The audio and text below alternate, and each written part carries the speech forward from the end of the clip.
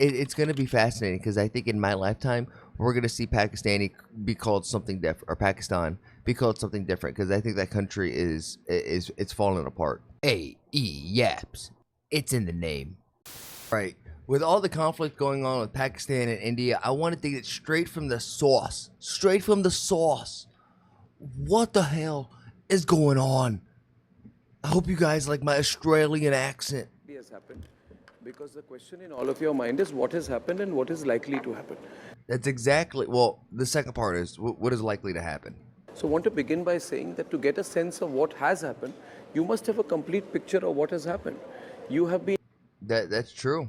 getting the news on television, but there are a lot of small details which you may not be getting on television. So it's important to come on the digital medium and share those details with you, because I mean, yeah, I mean, so much of mainstream media has been wrong. I mean, Pakistan is throwing up video game footage showing highlight reels of the war, like actual video game footage. So, yeah, you could say there's a lot going on. So it's nice to go online and see straight from the source what's going on. sometimes what happens is on television, we don't get the time, we don't get the context. There's a discussion or debate that is going on, and then those small details, which come later after the live coverage, get lost in the period of the live coverage. So this video is very important for you to get a complete picture of what has happened in the last 48 hours. Now, therefore, this video starts with the early morning of 10th May. Should I start all my videos like this? It's just 45 seconds of just saying the same thing in a different way, but the same thing. Early morning means very early in the hours on 10th May. So you will remember, viewers, on 9th of May, on the previous night, again around 8:30, right up to about 2 o'clock in the morning, we were under a series of these drone attacks. There were two kinds of drones which were sent by Pakistan. These are Turkish drones. They were either what are called surveillance drones, or these were armed drones. The armed drones carry a payload anywhere between 2 to 5 kilograms. You know, they can have some debilitating effect. They can cause. Think about like in Call of Duty, when you have a recon drone and you slap a C4 on top of it. That's basically what an armed drone is, and a surveillance drone is just a recon drone. Damage. Now, those drone attacks that happened play on Call the of Duty, 9th, of, you know. 9th and 10th of May had led to some civilian injuries. We saw visuals from like this which came in from Firozpur, where there were injuries. Insane. When the drone lands, it's near a car, and people were getting very angry that what is Insane. Pakistan doing and what is Yeah. our government doing. At this point of time, we have to decide how far to escalate and to which way to escalate. It is in this. You guys know I have my amigos at the gas station, and one of them is a dual citizen. He's like, I pay taxes in both countries. I need one of the countries to at least take care of the terrorists. He's like, none of my tax dollars are going to fighting terrorists. Period that a very important decision was taken by Narendra Modi in consultation with the three service chiefs, the Chief of Defence Staff, the Defence Minister, and of course NSA Ajit Doval, that we have to climb up the escalation ladder. So what happens is, by this time, you will remember, we have already made Pakistan quite vulnerable because we have destroyed the air defence systems of Lahore the previous night. Not only that, apparently India struck a like a nuke base, Then the big decision or a nuclear manufacturing center. happens that it is trying to deploy the BrahMos. The BrahMos, The BrahMos. missile is the most important part of our missile arsenal in the country. It had originally been developed by India and Russia, and it is called the BrahMos, and it is considered to be parallel to what is called the Brahmastra, which is known for devastating power. And it's a power which is used only under dire circumstances. When you're really under challenge and you want to immobilize the enemy, what do? You deploy the BrahMos. Isn't those the missiles that like Tony Stark used in the very first movie to like show off what his capability or what his company could do? The BrahMos missile has great speed. It travels between 2.8 to 3 Mach, that many times the speed of sound. It travels at a very high velocity. And the most dangerous part about the BrahMos for Pakistan is Pakistan has no ability to detect the BrahMos. In fact, Yeah, India is a country with the military. Russia is a country with the military. The United States is a country with a massive military. Pakistan is a terrorist-led country that runs a military, but doesn't really have the full arsenal to call themselves a full military. They're just a really organized terrorist organization in my eyes. there has In been, my what I eyes. believe, an operation earlier to test the radar catching ability of the Pakistanis vis-a-vis the BrahMos. So in March, if I'm not mistaken, in March 2022, there was an incident, and I'm giving you the full background here because my idea is to share all the knowledge with you in this particular video. In March 9th, 2022, an incident had happened where this same supersonic cruise BrahMos missile had been launched, quote unquote, accidentally from Ambala in Haryana. It flew 100 kilometers over Indian territory and went over 130 kilometers or so into Pakistani territory, and it landed in a place called Mia Channu in the Punjab province. And the Pakistani radar failed to detect it at any stage of this whole operation because it goes so fast. And the BrahMos missile is such a missile that it can fly at a 10-meter height from the ground. It can also fly at a 15-meter height from the ground. So it cannot be found. At that time, the Pakistanis did a press conference. The Indians had become so technologically advanced that the BrahMos came into their territory and they couldn't find it. Anyway, now to cut the long story short, somewhere I believe between 9th night and 10th morning, the critical decision was taken by the Modi government that let's go ahead and hit the command structures of Pakistan, of their avionics. And I had come on air the next morning saying, and we showed you the video, that precision strikes, this has been the third range of strikes on Pakistan had happened. And I named the air bases. I named Pakistan Air Force Base Rafiki, visuals of that, Pakistan Air Force Base in Murid, Pakistan Air Force Base in Rahim Yar Khan, Pakistan Air Force Base in Sukur, and Pakistan Air Force Base in Chunian. But most importantly of all of these Air Force bases, the most important from a Pakistani perspective was the Pakistan Air Force Base in Noor Khan, Rawalpindi, which is known as the Chalala Air Base of Pakistan. Now, this is the most important air base of Pakistan. It basically is the whole strategic center of their avionics and logistics. These were all a number of strikes, and then later there were additional strikes confirmed in places like Jacobabad, in Bholari, in Skardu. All these strikes that we have carried out this time, we know where to hit in Pakistan. Because you see, we have done a very detailed intelligence assessment, which means we've got signal intelligence, we've got interception intelligence, and we have human intelligence. We have a lot of people in Pakistan giving us the information. So we know where their basic, most important Air Force installations are. When Chaklala was hit near Rawalpindi, that is when the Pakistanis got extremely nervous. Extremely nervous. I don't know whether we already hit their nuclear infrastructure or we were about to hit their nuclear infrastructure, but the fact was that the Pakistanis felt that we were minutes away from striking their nuclear command and control assets. If you guys saw online as well, that Pakistan did have a major level earthquake happen underground.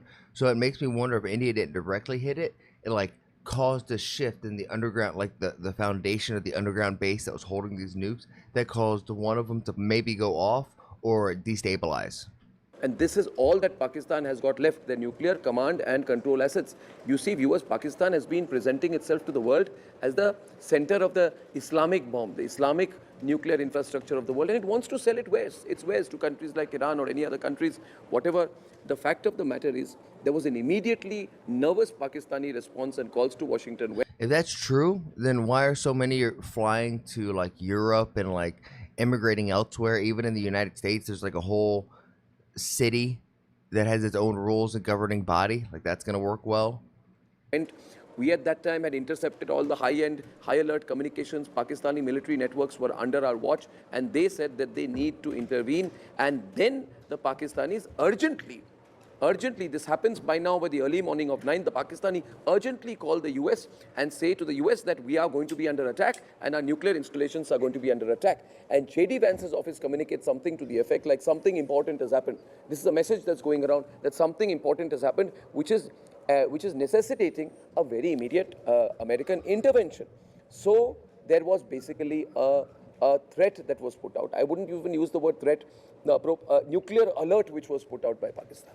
Washington said we will intervene directly, and then they told Islamabad that you have to go, you have to try and de-escalate, you have to call the Indians, you have to use. So Pakistan attacked, they got their butt whooped, like globally embarrassed. So then they were like, hey, they're going to use a nuke on us. There's a nuke alert. Somebody help. Ceasefire. And then what do they do right after this? They break the ceasefire. Like, you need to take extreme.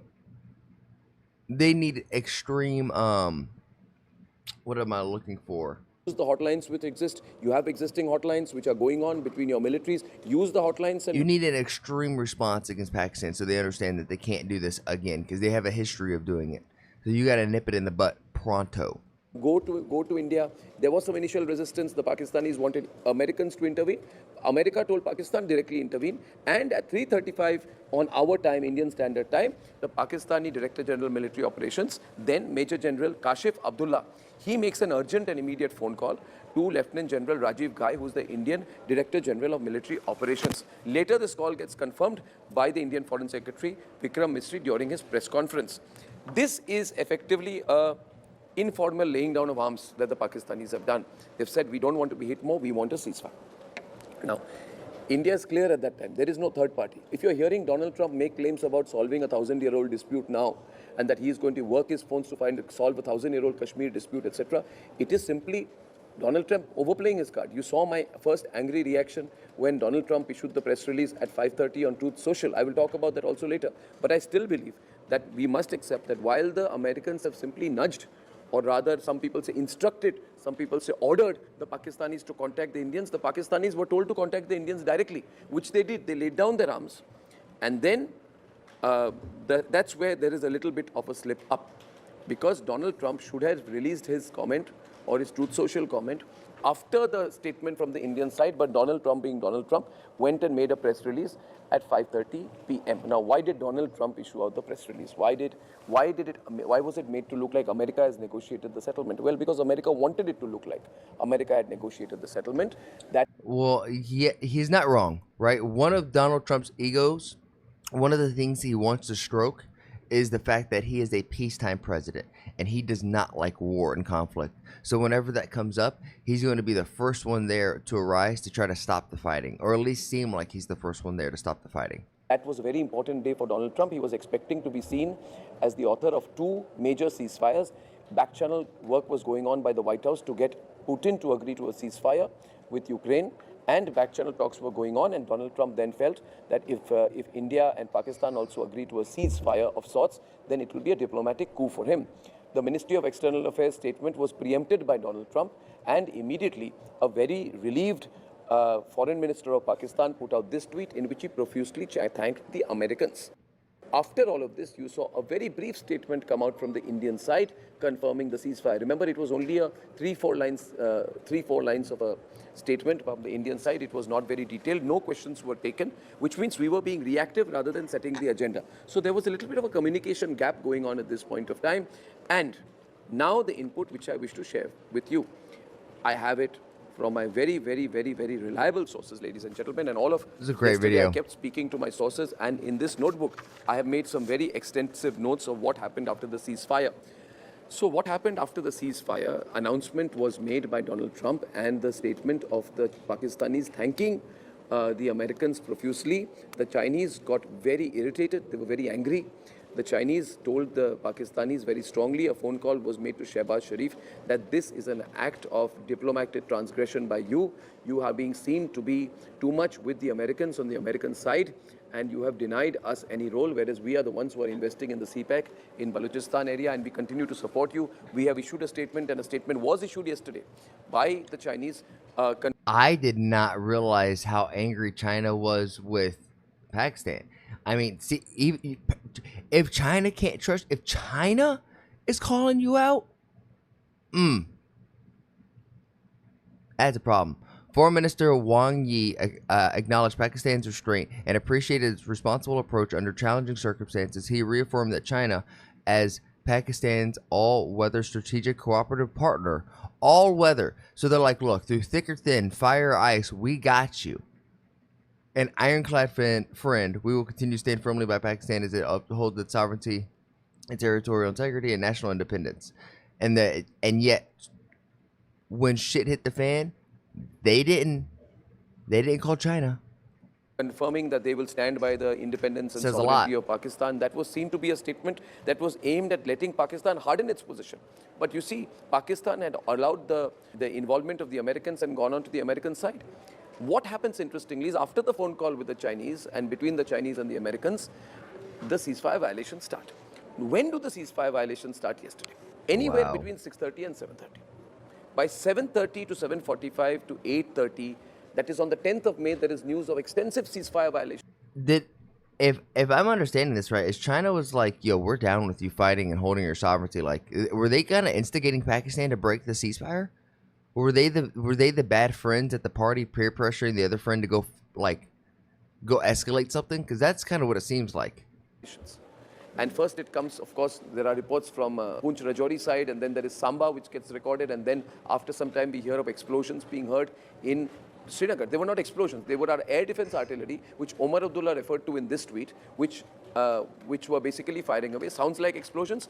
These were our ADA systems taking on the drones that were coming in from the Pakistani side. And then it was reported in Rajasthan, there was blackouts in Ambala, and then it was reported in Jaisalmer that there had been some kind of a missile transgression, and finally it was reported in Bhuj. So our entire western sector became very active, and despite no official confirmation from the government sources, I am very proud that the Indian media put out the news about these violations of the ceasefire by the Pakistanis.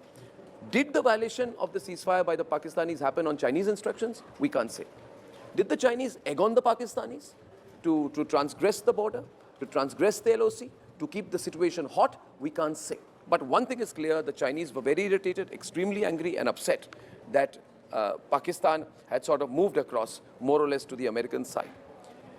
Interestingly here, you see, we have our own back channel going on at that time, and NSA Ajit Doval spoke to Wang Yi, the foreign minister of China, and there were statements put out on all sides. So by now it became a big power game, India and China talking to each other, Wang Yi speaking to NSA National Security Advisor Ajit Doval, both issue a statement, and then almost by default, within an hour, you see the ceasefire violations, the number go down. By 10 o'clock, there was again contact established with the Pakistanis, with maybe the Pakistanis being nudged a little bit by the Chinese to stop the ceasefire violations, and a fresh attempt at enforcing the ceasefire happens effective 10:30 p.m. on the night of the 10th of May. Now, this is the entire sequence of events, and that fragile ceasefire continues as of this moment. But nobody should question whether the ceasefire happened. You see, it's very easy to blame the media. Media is hyping up things. It's not true. You see these visuals from Jaisalmer this morning, where you have the missile that came in from the Pakistani side being exploded, and these visuals prove it, that yes, the ceasefire did happen. There is enough debris on the ground to prove that there was another round of ceasefire which happened. A few things before I summarize this video. A, there is nothing called a formal ceasefire from the Indian side. All that we have said is that there is, as of now, there is no open, active situation from our side. That Damn. So neither side is really putting their guns down. So it really isn't a ceasefire right now. It is a pause. That's kind of what it felt like. It feels like just a pause in a video game. And at the moment you press unpause, it's right back into the action. does not mean we are committed to an indefinite ceasefire. This will be subject to review constantly. Second point, the Pakistanis were very close to having their nuclear installations attacked. And if you go after the nuclear installations, the Pakistanis realized, and government sources also telling me, that India was very ready for yet another round of strikes, and we had everything on our target. We had Pakistan's energy infrastructure, Pakistan's economic infrastructure, and what the government calls Pakistan's deeper strategic infrastructure, which is an euphemism for their nuclear facilities. And I feel like with some of these facilities and some of these structures, you don't have to necessarily hit the structure dead on to do damage internally in the structure. You just have to get close enough to corrode the foundation a little bit, and over time it's going to fall. And if you do it that way, it's going to make it look less like it was done by you. You know what I mean? Especially if you hit something and it corrodes like over 5 to 10 years, people, I don't want to say, well, forget about what happened close by, but it won't be the first thing that comes up. So if this had gone on for any longer, given the interceptions we have from the Pakistani side, it was very clear that it is not just the Pakistani fear that their nuclear installations would be targeted. It was a very real possibility that their nuclear infrastructure would have been targeted. So as of now, I continue to believe that we have the upper hand. We are also very cognizant of the fact that the Pakistani internal politics is not stable. You have seen videos like this, where Shahid Khatak, the Pakistani member of parliament, called Nawaz Sharif a coward, a person who does not have the courage to take Narendra Modi's name, a Buzdil, a Kayer, and also a Gidar.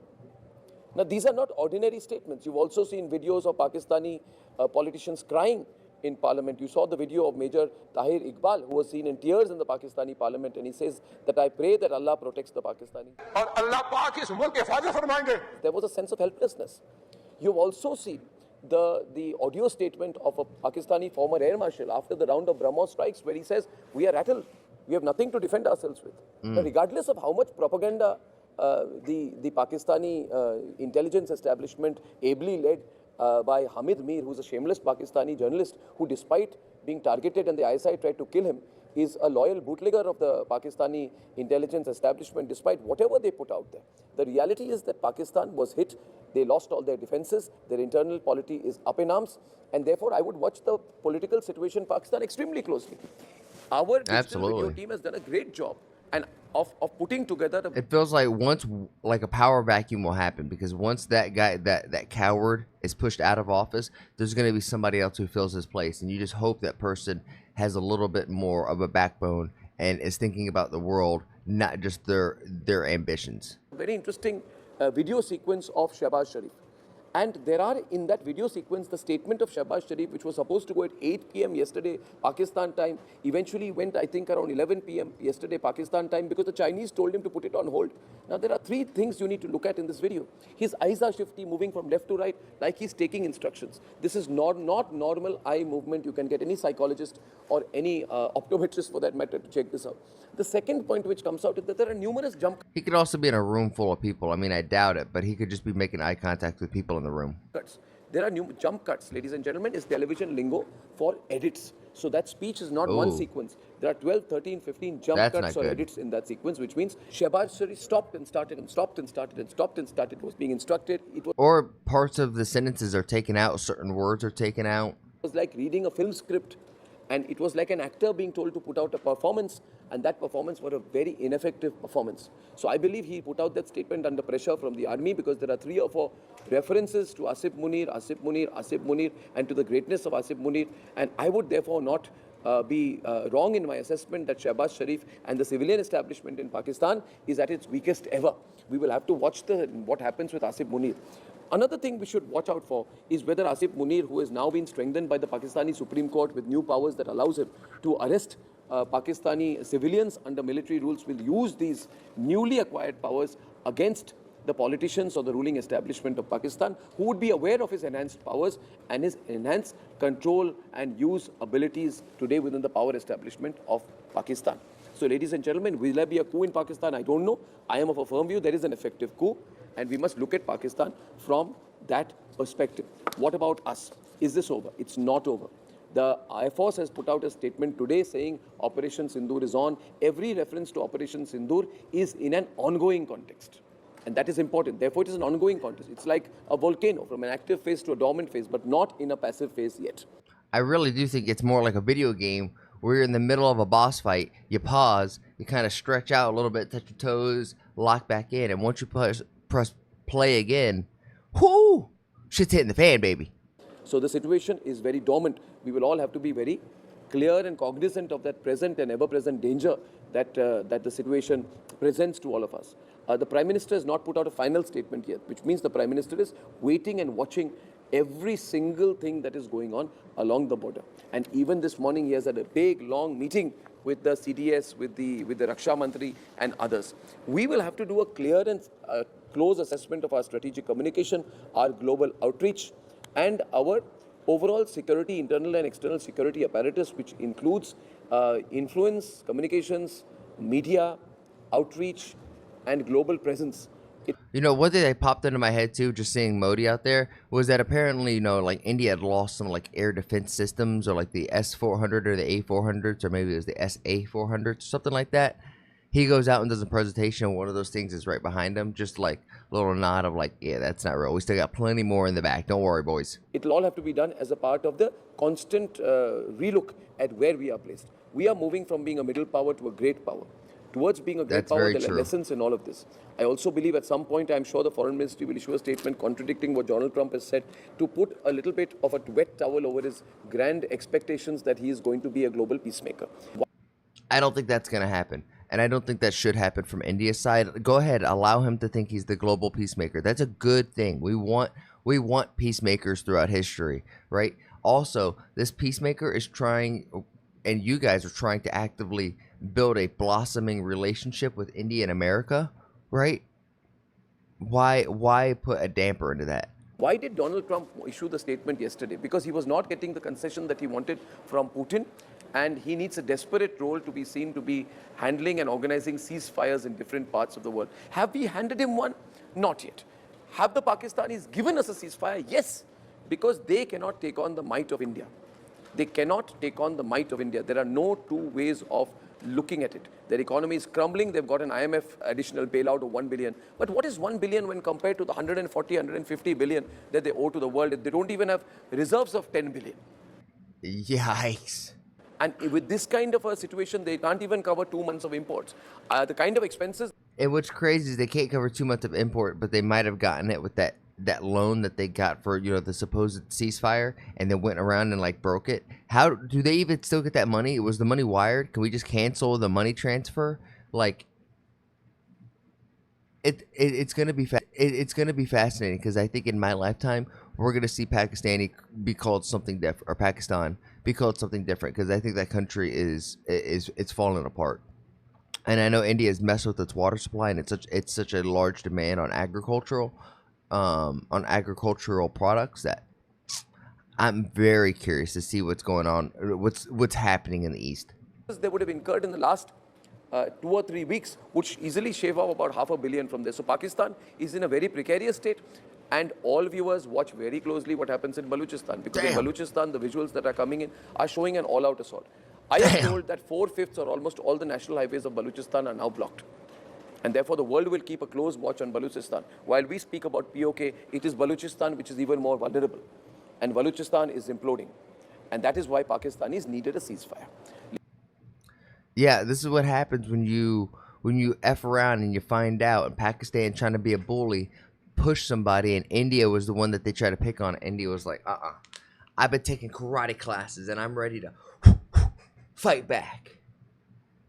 But with that said, we got to lighten the mood. I think as a little teaser, I think the next video is going to be about Virat Kohli, because he has retired from Test cricket. The king, the GOAT, has retired.